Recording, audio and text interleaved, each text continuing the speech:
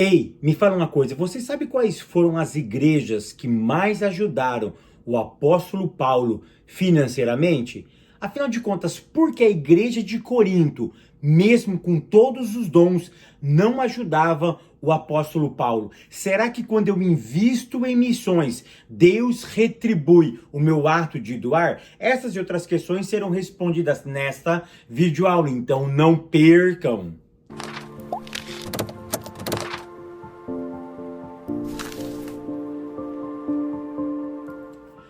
A paz, queridos, que bom estarmos aqui novamente no nosso programa semanal da Escola Bíblica Dominical para darmos sequência à nossa série de estudos bíblicos baseado no tema missões. Para quem não me conhece, eu sou o pastor Fábio Segantin. Se você é novo aqui no nosso canal, não perca essa oportunidade, porque aqui do lado tem um botãozinho vermelho, clica nele e se inscreva, porque toda semana temos um vídeo novo aqui no nosso canal. E se você for um inscrito, o YouTube vai lhe avisar quando eu postar algo novo no nosso canal. E não esqueça também de curtir esse vídeo, de deixar o seu comentário e de compartilhar com alguém, porque isso é muito importante para nós. Maravilhas? Vamos lá? Lição de número 9, que tem como título A Igreja e o Sustento Missionário.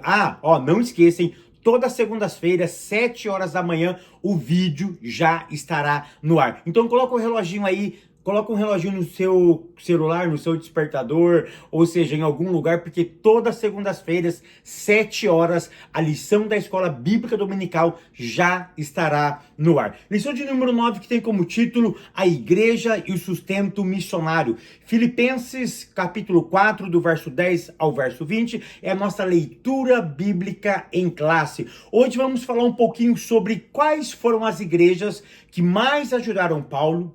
Por que a igreja de Corinto, com todos os dons, não ajudou o apóstolo Paulo? E será que realmente, quando eu dou dinheiro para a obra missionária, Deus retribui, ou seja, abrindo as portas do céu, eu tendo mais dinheiro, tendo mais oportunidade de negócio realmente? É essa a questão que nós vamos trabalhar um pouquinho aqui nessa videoaula.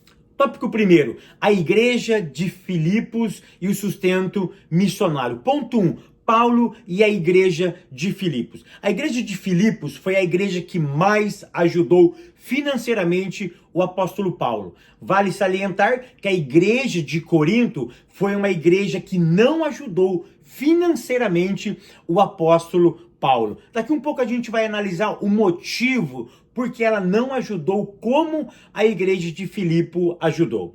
A igreja de Filipe ela foi fundada por Paulo na primeira viagem missionária. Então, por volta do ano 51, Paulo, ele funda essa igreja, foi a primeira igreja na Europa.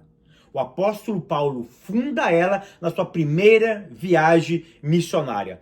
Paulo volta na cidade de Filipe na sua segunda viagem missionária. Em que ano, Fábio? Por volta do ano 56. Então, Paulo vai no ano 51, depois de 5 anos, ele volta à cidade de Filipos para ver realmente como estavam as igrejas que ele tinha plantado. E no ano 61, Paulo está preso. E o que ele faz? Ele manda uma carta para a igreja de Filipos. Por quê? Porque nessa cidade de Filipos, Paulo viveu momentos assim extraordinários, que vão ficar marcados na sua memória. E ele relembra esses momentos. Por exemplo, na cidade de Filipe, ele prega para uma mulher chamada Lídia. Essa mulher ela tinha um espírito maligno. Paulo ora por ela, ela é liberta, ela aceita o Cristo e ela se torna uma grande divulgadora do evangelho. Por causa disso, Paulo é preso. E pelo motivo de Paulo estar preso, foi justamente nessa cidade que ele e Silas, perto da meia-noite, eles cantavam ao Senhor, e a história vocês conhecem, que o cárcere abalou e literalmente eles foram libertos pelo poder do Espírito Santo de Deus. Aonde aconteceu isso? Na cidade de Filipos. Então Paulo tinha um carinho muito especial por essa cidade, porque nessa cidade ele experimentou, ele vivenciou o poder do evangelho. E foi nessa cidade também que ele recebeu muitos e muitas ajudas. Ponto segundo, o privilégio de participar do sustento missionário. Olha o que diz Filipenses, capítulo de número 4 e o verso de número 15 diz assim: E bem sabeis, vale lembrar que quando Paulo escreve essa carta, Paulo estava preso e fazia 10 anos que Paulo tinha abrido aquele trabalho. Agora ele está relembrando o que a igreja de Filipos fez por ele. Olha o que ele diz: E bem sabeis, ou seja, vocês têm consciência, vocês sabem, ó Filipenses, que no princípio do evangelho, ou seja, quando eu inaugurei o evangelho, quando eu apresentei o evangelho, quando eu estive aí com vocês, quando partir da Macedônia, nenhuma igreja partilhou comigo no sentido de dar e receber, senão somente vocês. Olha a expressão que Paulo usa, partilhar. E ele usa a expressão dar e receber. O que Paulo está querendo nos ensinar aqui é o seguinte, que a igreja de Filipe foi uma igreja solidária. Quando ele fala de dar e receber, a ideia aqui não é o seguinte: vocês estão dando, que vocês vão receber alguma coisa. Porque vale salientar que enquanto eles, presta atenção, ajudava Paulo financeiramente, Paulo não retribuía a eles, ou não retribuiu a eles com outro dinheiro, com outros negócios. Ou seja, no mundo dos negócios, no mundo da economia. O que Paulo está dizendo aqui? Que enquanto eles investiam no ministério de Paulo, e isso dava sustentabilidade e acalmava a vida de Paulo para ele poder anunciar o evangelho com mais tranquilidade. É essa a ideia de dar e receber. Ou seja, estavam criando relacionamento, comunhão e envolvimento. A expressão dar e receber não significa que eles estavam dando 10 e iria voltar 100 para eles. Ou seja, do 10 volta 20, do 50 volta 100, do 100 volta 1000. Não, a ideia não é essa. A ideia de Paulo aqui em dar e receber é justamente essa ideia. Vocês estão investindo no meu ministério, sustentando, me dando qualidade de vida, tranquilidade para eu poder anunciar o evangelho para todas as pessoas aqui na cidade de Filipos. Então essa expressão dar e receber tem 3 ideias. Envolve relacionamento, comunhão e envolvimento. Então é isso que Paulo está sustentando aqui nesse ponto. Ponto terceiro, esferas de sustento missionário. Como que eu vou fazer a obra missionária? Primeiro, a palavra-chave aqui é planejamento. Se eu vou enviar o missionário, tem que ter planejamento. Ainda mais se ele tiver filhos. Ou seja, eu não posso deixar uma criança que não tem nada a ver com o chamado. Vou deixar bem claro. Crianças não tem nada a ver com o chamado do pai. É o pai que recebeu o chamado. É a família que recebeu o chamado. A criança está como acompanhante, porque está sob a tutela do pai. Então eu não posso deixar essa criança, que não tem nada a ver de forma explícita com o chamado, ela sofrer privações porque ela está na obra missionária. Ou seja, tem que ter planejamento. Crianças, por exemplo, não podem sofrer por estar na obra missionária juntamente com os pais. Ou seja, a igreja que o envia tem que ter a sensibilidade, tem que ter um senso humanitário, porque enquanto eles estão cuidando de pessoas lá, eles precisam também ser cuidados, porque é incompatível, é divorciado a ideia de enquanto eles ajudam, eles não recebem ajuda, porque a vida ela é cíclica, a vida é comunitária, ou seja, eles ajudam, isso é óbvio que eles precisam ser ajudados, ou seja, isso é um efeito dominó, é um ajudando o outro. Eu ajudo o missionário ajuda o outro vai ajudando o outro, e assim nós viramos uma corrente. Então precisa ter o quê? Planejamento. Tópico segundo, princípios básicos acerca do sustento missionário pela igreja. Ponto 1, o custo do sustento missionário. Então, antes de enviar, o que nós deveríamos fazer? Quanto será o investimento? Ou seja, eu preciso analisar para onde eu vou enviar o missionário. Por exemplo, eu vou enviar ele para o Vietnã. O que eu preciso fazer? Primeira coisa, quanto que é o custo médio para se viver no Vietnã? Por exemplo, no Vietnã a gente vive com $1.000. Com $1.000 a gente consegue viver no Vietnã. Por exemplo, na Indonésia, $1.000. Na Bolívia, em Moçambique é um pouco menos. Ou seja, se você quiser vir para os Estados Unidos, é uma outra história. Ou seja, você tem que colocar aí 2, 3, 4, brincando $5.000. Se você vai para a Europa, existem alguns países na Europa que com $2.000 você consegue manter uma pessoa. Ou seja, existem outros países que você precisa de 3, 4, $5.000. Ou seja, o que você precisa fazer? Você precisa fazer um cálculo. Ou seja, a ideia é essa. Vamos enviar? Vamos. Eu preciso fazer um cálculo de quanto iremos investir nessa obra. Aí sim, depois que você mapeou tudo, depois que você planejou, o que você vai fazer? Métodos de levantar esse dinheiro. Depois que você criou um método para levantar, você precisa criar um outro método que eu vou explicar daqui um pouco para vocês. Ponto 2, princípios básicos do sustento missionário. Fábio, por que eu devo sustentar o missionário? Por 4 princípios básicos. Primeiro, gratidão. Porque você não pode ir, mas ele vai. É gratidão. Porque alguém se disponibilizou para fazer a obra missionária. Segundo princípio, porque eu tenho que ajudar na obra missionária, porque tem que ser algo organizado. Ou seja, na organização eu faço a obra missionária. Ou seja, para eu fazer a obra missionária, são esses 4 princípios. Primeiro, gratidão. Segundo, organização. Terceiro, transparência. Se eu quero fazer a obra missionária, o terceiro princípio é transparência. Tem que ser tudo às claras. Quanto vai ser a diária dele?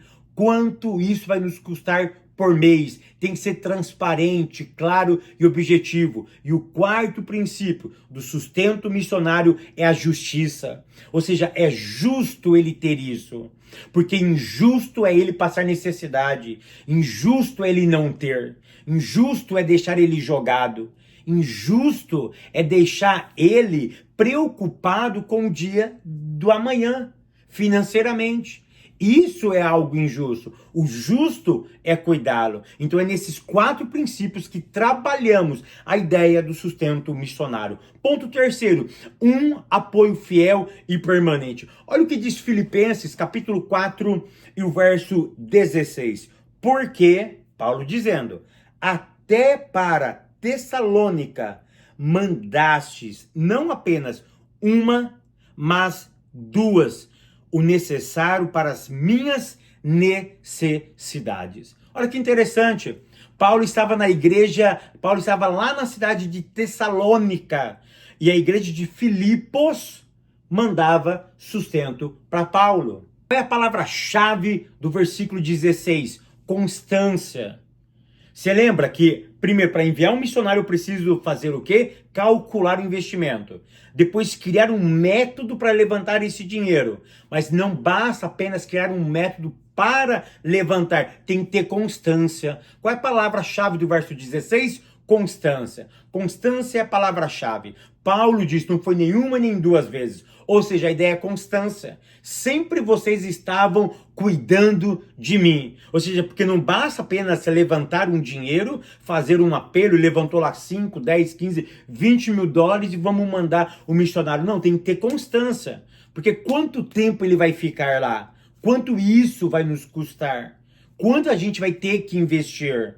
Então, tudo isso tem que ser calculado. E dentro do capítulo 4, verso 16, a palavra-chave é constância. Tópico terceiro, aprendendo a investir na obra missionária. Olha a diferença. Ponto 1, a diferença, ou a igreja de Filipos e a igreja de Corinto. A igreja de Filipos era uma igreja que ajudava. Já a igreja de Corinto, ela é uma igreja que não ajudou o apóstolo Paulo. Olha a segunda carta aos Coríntios, capítulo 8, do capítulo 11, do verso 8 ao verso 9. Paulo deixa muito bem claro que eles eram uma igreja que possuía todos os dons espirituais, mas eles aprenderam, eles foram ensinados acerca do doar, mas eles não doavam. Eles não exercitavam o sustento do missionário. Ou seja, então eram duas igrejas completamente antagônicas. Ou seja, uma ajudava, a outra não ajudava. Fábio, por quê? A igreja de Corinto, com todas aquelas manifestações, elas não praticavam a palavra de Deus. Olha o que diz em 2 Coríntios, capítulo 9, do verso 6 ao verso de número 8. Eles ouviram, mas não praticaram. É muito simples o ensino. Não basta ouvir, temos que praticar. Por quê? Porque quando eu ajudo o próximo, qual é a diferença entre o ajudar e o manifestar ou os dons espirituais? Porque os dons espirituais, na verdade, é um exibicionismo. Eu estou me apresentando. Eu sou o ponto central. Quando eu estou ajudando, o outro passa a ser o ponto central. E o problema, muitas das vezes, que nós não queremos tirar o foco nosso. Me entenda o que eu estou te dizendo.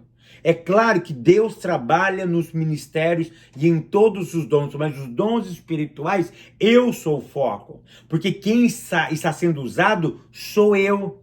E eu estou beneficiando ou sendo a peça principal nessa apresentação. Quando eu ajudo o missionário, quem é o ponto de partida? Ou a peça principal? É o missionário. É ele que está no foco. É ele que é a peça principal. Ele que é o ator do teatro. Ou seja, ele faz o papel principal. A coletividade vai trabalhar para ele. Ou seja, é justamente essa a ideia, ou uma das ideias, porque a igreja de Corinto não participava de forma intensiva na obra missionária. Porque existia uma supervalorização dos dons espirituais. Por quê? Porque era uma apresentação comunitária. Já o ato de doar, não, eles não eram o foco. O foco era outra pessoa. Como era uma igreja muito voltada para si e não para o outro, essa igreja não aparecia como o ato de dar, de doar financeiramente, mas ela tinha no seu apogeu, no seu ápice, ou seja, ser mais introvertida ou mais particularizada, ou seja, eu faço aquilo que Deus me deu, e o que ele me deu meramente, ou nessa ocasião, é um dom espiritual, então eu preciso me exibir, entre aspas. Ora, se ele me deu o dom da palavra, eu preciso pregar. Se ele me deu o dom da profecia, eu preciso profetizar. Se ele me deu dom, sinais e maravilhas, eu preciso apresentar. Variedade de línguas, interpretação de línguas, ou seja, não importa o dom. É essa ideia básica que a diferença entre a igreja de Filipos e a igreja de Corinto. Ponto terceiro, pessoas financiando a obra divina. É tão interessante que em Lucas capítulo 8, do verso 1 ao verso 3, diz que quem sustentava o ministério de Jesus, quem que era? As mulheres. Qual é o princípio que nós aprendemos? Alguém precisa sustentar aquele que está trabalhando de forma inteiramente na obra de Deus. Porque a ideia aqui não é o cabide de emprego. O que é o cabide de emprego? É aquele monte de pastor que não faz nada, mas fica lá na sede o dia inteiro nas custas da igreja. O pastor presidente nomeia os pastores, eles vão até a sede e eles ficam recebendo do nosso dinheiro. A ideia não é essa. Ou seja, a ideia do sustento é literalmente sustentar aqueles que estão empenhados, trabalhando para o outro, desenvolvendo projetos humanitários, mesmo que esses projetos não tenham a Bíblia como ponto principal. Que isso, Fábio? Essa semana eu vi uma história maravilhosa. Tinha um grupo de missionários e foram para o Brasil duas pessoas, duas mulheres, pregar o evangelho. E elas fizeram um voto. Sabe como chama esse voto? O voto do silêncio. O objetivo delas era chegar nessa comunidade indígena no Brasil e ajudá-los sem falar da Bíblia. Era o voto de silêncio. Nós vamos ajudar sem falar necessariamente versículos da palavra de Deus. A ideia era deixar eles perceber que tinha alguma coisa diferente nelas, que esse perceber seria o ponto de comunicação entre elas e a palavra de Deus. Eu achei fenomenal essa história. Eu achei fenomenal esse testemunho, porque isso liga, isso conecta. Ou seja, eu não estou lá simplesmente para catequizá-los, simplesmente para informá-los, para pregar o evangelho. Eu estou lá interessado na vida cotidiana deles. E esse interesse no cotidiano me aproxima. E aí as perguntas vão surgir: o porquê de estar aqui, o porquê de nos ajudar, e de forma sutil, de forma idônea, de forma inteligente, vai se introduzindo o evangelho sem falar do próprio evangelho. Então esse voto de silêncio, esse testemunho que eu ouvi hoje, essa semana, realmente me impressionou. Então sustentar missionários, ele é bíblico, porque a obra que Jesus fez foi sustentada por mulheres. O Eterno continue te abençoando, te guardando, te prosperando. Eu te espero no próximo vídeo, querendo Deus.